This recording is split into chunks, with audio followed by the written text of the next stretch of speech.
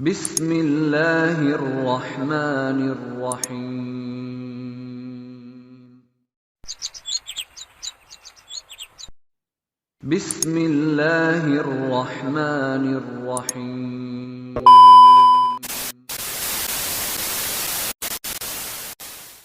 Marilah kita ikuti bersama tausiah yang akan disampaikan oleh guru kita Al-Talam Ustaz Bapak Kiai Haji Ahmad Busyairi Nafis LCMA. Kepadanya dengan segala hormat disilakan.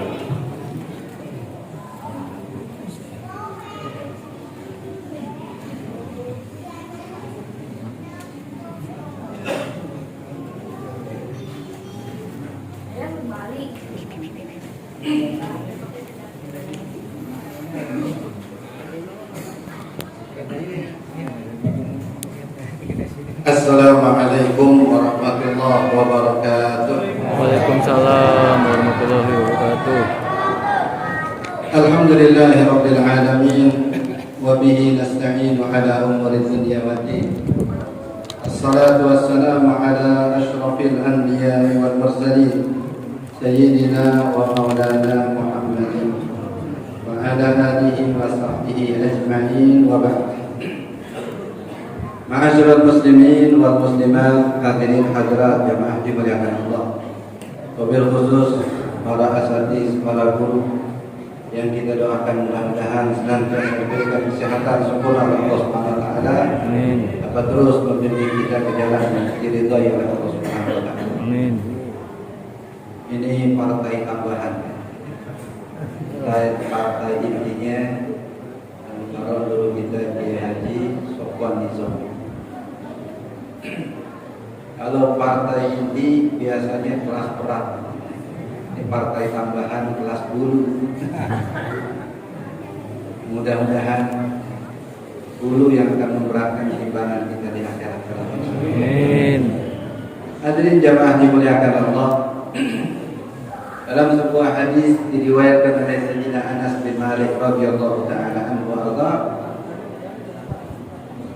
baginda Nabi sallallahu alaihi wasallam pernah melintasi beberapa orang sahabat yang lagi nongkrong, yang lagi ngobrol. Cuma sedikit yang trik ngobrolnya, karena ngobrolnya di atas kontak. Kalau ibarat kita akan motor, ngobrol di atas motor, duduk nangkring di atas motor. Ini nangkring di atas kontak, nangkring di atas kendaraan. Kalau di atas motor, standarnya bisa peot, standarnya bisa meleot, tapi bisa diganti yang baru. Kenapa? Ini benda mati. Tapi ontak makhluk hidup. Sebagaimana kita manusia, ada capeknya, ada letihnya, ada sakitnya. Begitu juga dengan ontak.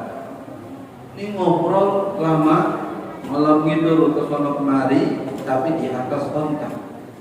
Itu ontak namanya ada orang yang sedang menungganginya, dia diam aja. Nabi SAW kemudian komentarin sahabat yang lagi nongkrong di atas ontak.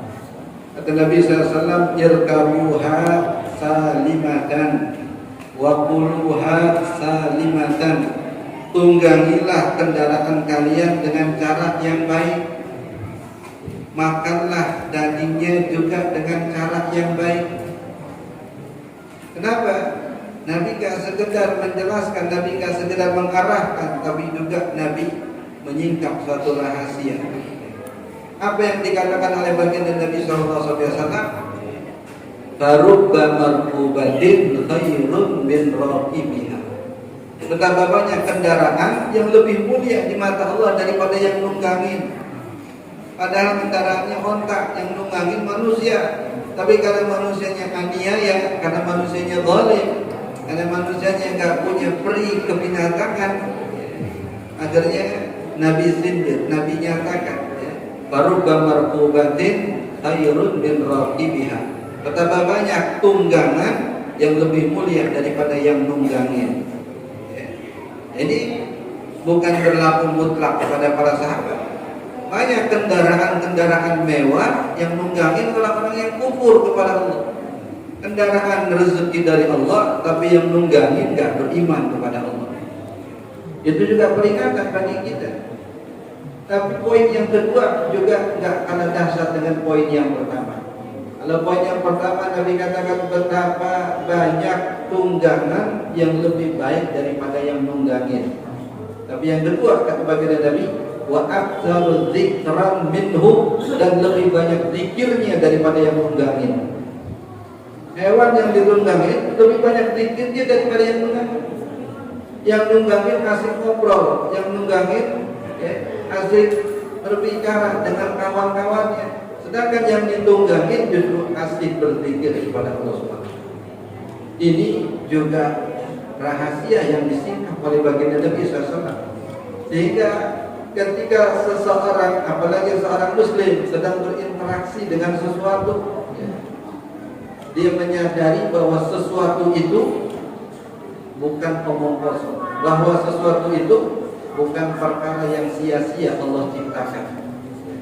Misalkan di dalam hadis Nabi SAW diriwayatkan berkumpul dengan para sahabat, kemudian Nabi meraih beberapa butir batu al-hasa, batu kerikil. Saat ada di tangan baginda Nabi, batu kerikil tadi bertasbih, dan suara tasbihnya didengar oleh para sahabat. Kemudian Nabi pindahin batu kerikil itu ke telapak tangan Sayyidina Abu Bakar. Batu tadi berhenti bertasbih. Dibalikin lagi ke tangan baginda Nabi, batunya kembali bertasbih. Diletakkan di tangan Sayyidina Umar, batunya berhenti bertasbih. Dibalikin lagi ke tangan baginda Nabi, batunya kembali bertasbih. Rupanya batu tahu di tangan siapa dia berada. Bukan mengisyaratkan ketidakmuliaan Sayyidina Abu Bakar dan Sayyidina Umar, tapi justru untuk menjelaskan perbedaan. Betapa setinggi-tingginya kedudukan manusia, tapi tidak akan lebih mulia daripada Rasul SAW. Nabi ingin mengajarkan kepada umat, kepada para sahabat, betapa batu mengenal di tangan siapa dia berada. Sehingga saking girangnya tuh batu, dia bertasbih yang suara tasbihnya bahkan didengar oleh para sahabat yang hadir saat itu. Sabbahal hasa biyadi, dikatakan batu kerikil pun bertasbih di tangan baginda Nabi SAW. Ya. Nah, apatah lagi binatang yang dia adalah makhluk Allah Subhanahu Wa Taala. Jadi ada seekor onta yang ketika Nabi SAW masuk ke sebuah kebun korma, onta itu tiba-tiba mendekat. Bahkan dalam riwayat sujud di hadapan baginda Nabi SAW. Sujud dan iqdamin wa taslim, sebagai sujud penghormatan kepada baginda Nabi SAW. Kemudian Rasul SAW bertanya, man sahibu hadza ibil, siapa pemilik onta ini? Datanglah seorang pemuda dari kalangan Ansar, dia mengatakan, saya ya Rasulullah.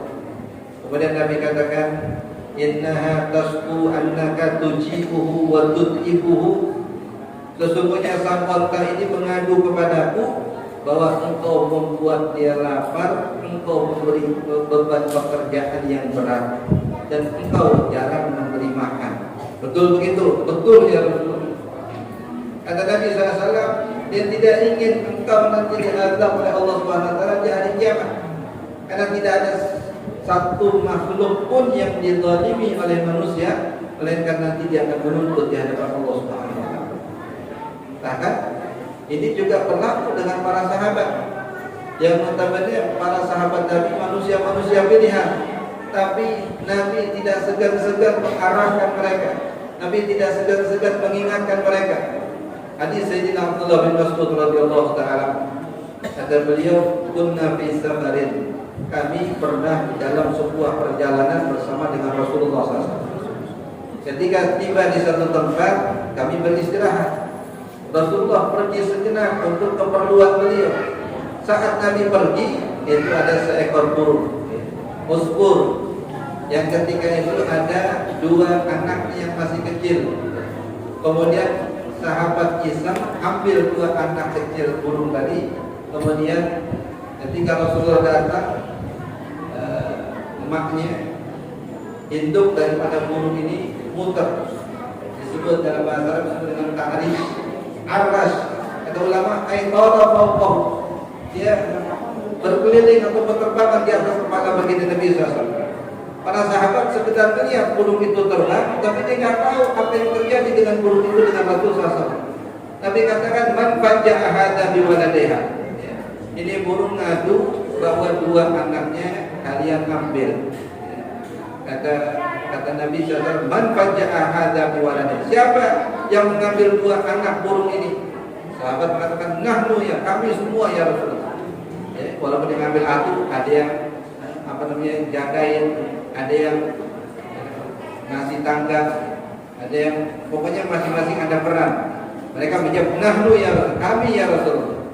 Kata Nabi SAW, la taf'al hadza, jangan kalian lakukan, karena dia nanti akan menuntut kalian di hadapan Allah Subhanahu. Itu contoh-contoh rahmah dan kasih sayangnya baginda Nabi SAW kepada binatang. Yang Nabi ingatkan kepada para sahabat, mereka pun juga berzikir, mereka pun juga bertasbih kepada Allah Subhanahu wa taala. Bahkan tasbih menjadi ukuran usia binatang-binatang itu di alam dunia ini. Masida saydun wa ma dhubiha dhabhum illa li tarki tasbih.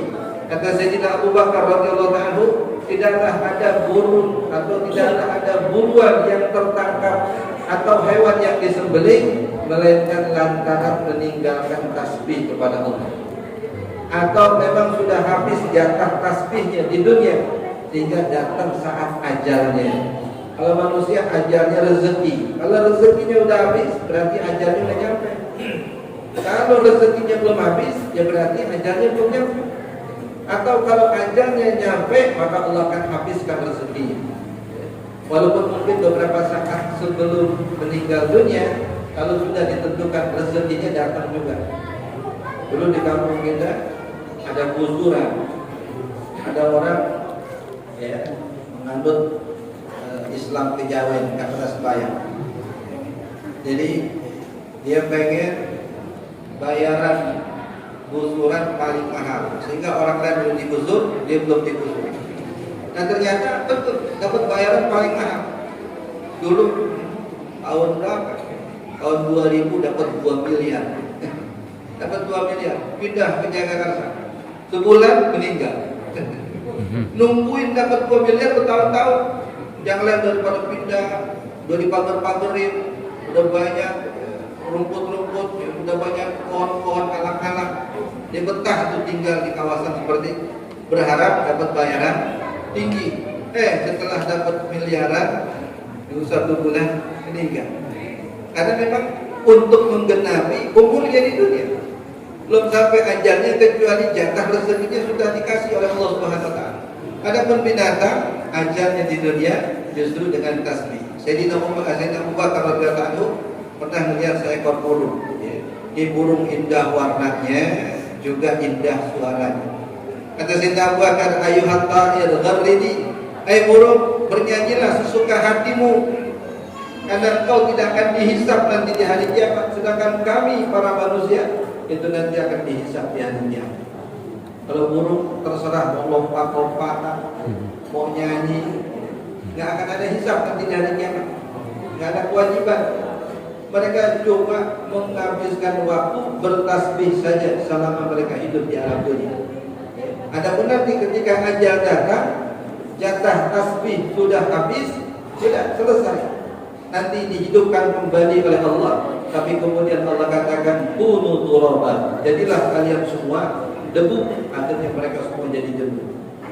Kecuali yang ditentukan oleh Allah Subhanahu wa taala menjadi penghuni surga. Seperti yang dicontohkan oleh ulama, kontaknya Nabi Saleh, kontaknya Rasul sallallahu alaihi wasallam. Itu diantara yang disebut sebagai binatang yang akan menjadi calon penghuni surga, termasuk An-Namlu Sulaimani yang disebut dengan sebut Nabi Sulaiman. Ini termasuk yang oleh ulama dinyatakan binatang yang akan menghuni surga. Hadirin jamaah yang dimuliakan Allah, apa yang tadi kita sampaikan daripada riwayat yang berhubungan dengan binatang atau kasih sayang baginda Nabi kepada binatang, selalunya Rasul mengkaitkan apa yang disaksikan, apa yang dilihat oleh para sahabat dengan kebesaran Allah Subhanahu wa taala. Bukan semata binatang dikategorikan sebagai makhluk yang tidak berakal.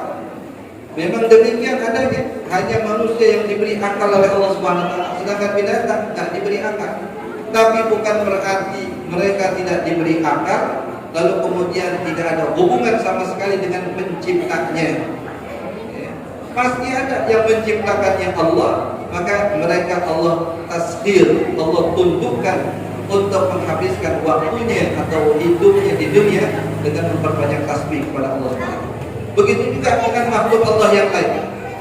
Bahkan Al-Quran menyebut wa yusabbihur rabbu bihamdi, halilintar yang bergemuruh, yang terdengar menyeramkan, yang terdengar menakutkan, itu justru suara tasbihnya. Wa yusabbihur rabbu bihamdi. Ar-ra'ad artinya halilintar, geledek. Suaranya itu adalah tasbihnya kepada Allah Subhanahu wa taala. Bahkan Al-Quran menggambarkan gunung yang hanya kita tatap sebagai ciptaan Allah atau sebagai pemandangan yang indah, itu justru makhluk Allah yang juga bertasbih. Al-Quran menyebutkan, ya jika awibi, wahai gunung ikutlah bertasbih dengan Nabi Daud alaihissalam. Bahkan burung yang lewat atau burung yang melintas saat Nabi Daud alaihissalam bertasbih itu ikut berhenti untuk kemudian bertasbih bersama dengan Nabi Daud alaihissalam. Ini pun juga bahagian dari cara Allah mengingatkan kita bahwa semua yang ada di sekitar kita hakikatnya selalu mengagungkan nama Allah SWT. Bahkan dikatakan oleh sebahagian ulama, kenapa Nabi mengingatkan bahwa terkadang binatang yang ditunggangi lebih banyak zikirnya daripada yang menunggangi. Kata mereka, dipandang dari segi hakikat, kenapa diingatkan tentang zikir? Supaya yang menunggangi memperbanyak zikir. Untuk apa? Fa inna dzikrallah yukhaffifu min thiqalih. Karena sesungguhnya orang yang saat menunggangi tunggangan sambil berzikir, bebannya akan diringankan oleh Allah SWT. Itu binatang nggak merasa berat kita tunggangin, walaupun mungkin bobot kita besar, mungkin ada yang sampai 100 kilo lebih. Tapi kalau saat ditunggangi itu binatang dia berbanyak zikir, maka bagi si binatang yang ditungganginya ringan. Jika dikaitkan dengan zikir, jangan sampai yang ditunggangi banyak zikir. Kenapa banyak zikir? Yang menunggangin keberatan. Astagfirullah, apa? Ini orang turun, tapi beratnya. Nanti untuk meringankannya, ulama hakikat mengatakan berbanyak zikir saat tidak menunggangi tunggangan. Begitu juga saat kita berinteraksi dengan binatang yang lain.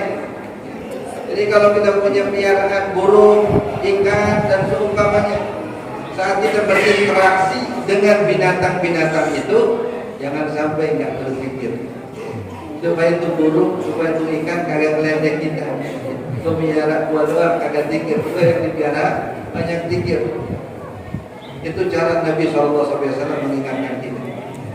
Sehingga setiap peringatan-peringatan Maulid baginda Nabi SAW itu kita bisa dapat tambahan pengetahuan. Kita bisa minimal dapat tambahan riwayat tentang apa yang berhubungan dengan baginda Nabi SAW. Dan utamanya apa yang kita dengar membuka wawasan kita, atau minimal memberi gambaran hakikat terhadap apa yang terjadi di sekitar kita. Kalau selama ini kita melihara burung hanya menikmati keindahan suaranya, dengan riwayat-riwayat yang seperti tadi, kita tersadarkan bahwa hakikatnya mereka juga makhluk Allah yang memperbanyak tasbih menyebut nama Allah SWT. Kadang-kadang sekian lama dia berkoceh, berkicau, nggak berhenti-berhenti. Kita hanya terpukau dengan keindahan suaranya, tapi tidak menyadari hakikatnya bahwa itu bahagian daripada tasbih si burung kepada Allah SWT. Sehingga kadang-kadang suara kicauan burung justru kita sambut, atau kita balas dengan lagu atau dengan nyanyian. Padahal itu bahagian daripada tasbih. Begitu juga ketika kita menikmati keindahan rupa atau bentuk atau warna dari binatang piaraan itu pun juga bahagian dari keindahan ciptaan Allah Subhanahu wa taala. Supaya saat kita melihat, supaya saat kita mendengar, yang keluar dari mulut kita adalah tasbih, menyebut dan mengagungkan nama Allah Subhanahu wa taala. Hadirin jamaah dimuliakan Allah. Di zaman Nabi SAW ada seorang sahabat namanya Sayyidina Jabir bin Abdullah radhiyallahu taala. Sayyidina Jabir ini punya seekor onta yang karena sudah lanjut usianya, sudah tua, kalau beriringan bersama dengan para sahabat selalu ketinggalan. Kalau konvoy selalu di belakang. Ini bukan di zaman kita doang ada konvoy, di zaman Nabi juga ada konvoy. Bahkan kalau pulang dari medan perang, Rasul menyuruh para sahabat untuk pulang duluan. Kalau sudah sampai di perbatasan Madinah, sudah kelihatan itu bangunan-bangunan Madinah, tapi suruh para sahabat saya masuk duluan, pergi duluan. Mereka pun bergegas. Kadang tidak sedikit mereka berpacu, mereka berlomba siapa yang lebih dulu nyampe ke rumahnya. Lalu kenapa Nabi menyuruh mereka pergi duluan, pulang duluan? Karena Nabi ingin berlomba dengan istri beliau Sayyidatuna Aisyah radhiyallahu anha. Aisyah dulu ketika Nabi SAW masih langsing, Sayyidatuna Aisyah masih kecil. Kemudian saat lomba lari Nabi yang menang. Setelah kemudian Rasulullah SAW dikatakan fa'afadlahu siman, Nabi sudah sedikit berisi badannya, agak gemuk. Sedangkan Sayyidatuna Aisyah sudah lebih beranjak dewasa. Kemudian balap lari, kali itu Sayyidatuna Aisyah yang menang. Kata Aisyah, ya Rasulullah, hadhihi bitilka. Ya Rasulullah, yang ini untuk membayar yang lalu. Satu korban, satu sama, atau kosong-kosong. Itu dicontohkan oleh Nabi SAW kepada para sahabat ketika terjadi dengan Sayyidina Jabir. Jadi onta yang dikendari oleh Sayyidina Jabir selalu paling belakang. Kan pengen juga sekali-kali menang, pengen juga sekali-kali terdepan. Tapi apa boleh buat, onta yang beliau punya itu udah tua. Lalu Rasul bertanya kepada Sayyidina Jabir, Nabi sudah di depan, Sayyidina Jabir masih di belakang. Nabi kemudian balik ke belakang, bertanya kepada Jabir, ya Jabir, kenapa ontamu? Dia katakan udah tua ya Rasulullah. Kemudian Nabi colek ke onta. Nabi tepuk itu onta, yang sesaat setelah ditepuk oleh Nabi SAW, itu onta langsung ngacir, nggak ada yang bisa ngalahin. Itu sentuhan telapak tangan baginda Nabi SAW.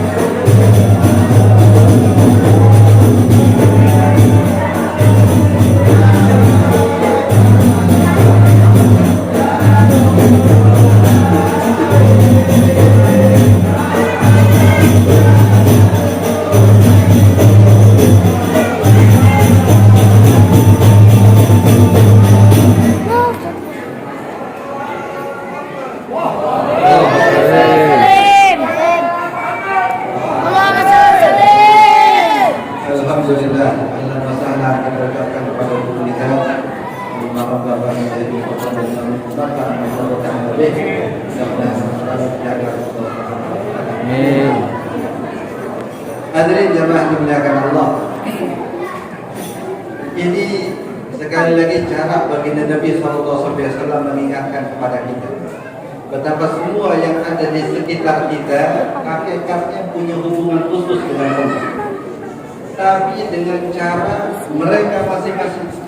Allah nyatakan dalam Al-Quran, walakin la tafqahuna tasbihahum, hanya saja kalian tak mengerti, hanya saja kalian tak paham apa tasbih mereka, bagaimana cara tasbih mereka. Yang tasbih itu bahagian dari cara mereka menjalin hubungan dengan Allah Subhanahu wa Ta'ala. Sehingga para sahabat diingatkan, ini burung bukan sekedar burung, tapi makhluk Allah yang Allah ciptakan untuk mengisi kehidupannya dengan memperbanyak tasbih kepada Allah. Ini onta bukan sembarang onta, tapi Allah ciptakan untuk berkhidmat kepada manusia, supaya sang manusianya hanya berkhidmat kepada Allah Subhanahu wa Ta'ala. Saya rasa sudah cukup riwayat-riwayat tadi, kan? Partai intinya sekarang di kelas 10 ini. Mudah-mudahan yang sedikit ini ada manfaatnya. Amin. Dan lagi kita doakan mudah-mudahan guru-guru kita, bapak-bapak Dewi Sahali Madani, para asatidzah kita lalu diberi kesehatan Allah Subhanahu wa Ta'ala. Amin. Mudahkan urusan dakwahnya, mudah-mudahan senantiasa diberikan keberkahan dari ilmu, Amin. keberkahan dalam umur. Amin ya Amin ya rabbal alamin. Aku lupa lihat. Assalamualaikum warahmatullahi wabarakatuh. Waalaikumsalam warahmatullahi wabarakatuh. Terima kasih kepada Bapak Ustaz Bapak Kiai Haji Ahmad Busyairi Nafis LCMA yang telah menyampaikan tausiahnya. Semoga akan menambah wawasan dan pengetahuan kita sebagai bekal di dalam kita menapaki kehidupan di alam yang fana ini. Amin.